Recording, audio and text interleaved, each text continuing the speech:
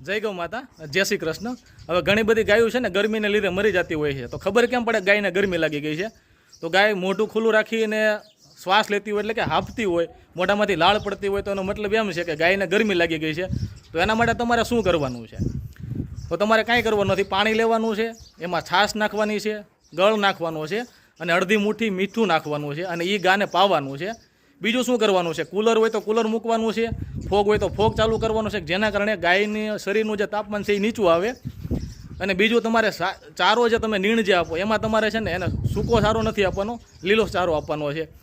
અને જો વધારે પડતી તમને તકલીફ લાગે કે ભાઈ ગા ઉઠક બેઠક કરે છે અને શ્વાસ લેવામાં વધારે તકલીફ છે, તો નજીકના પશુ ડૉક્ટરની સલાહ લેવાની છે। હવે ઘણા બધા ગૌપ્રેમીઓને ખબર નથી હોતી કે ભાઈ આ ગાયને તકલીફ થાય તો ગાય મરી પણ શકે છે। તો જેટલા પણ તમારા ખેડૂત મિત્રો છે, ગૌપ્રેમીઓ છે, એને વિડીયો શેર કરો કે જેના કારણે તમારા એક વિડીયો શેરથી એક ગાયનો જીવ બસે અને એનું પુણ્ય તમને મળે। જય ગૌ માતા, જય શ્રી કૃષ્ણ।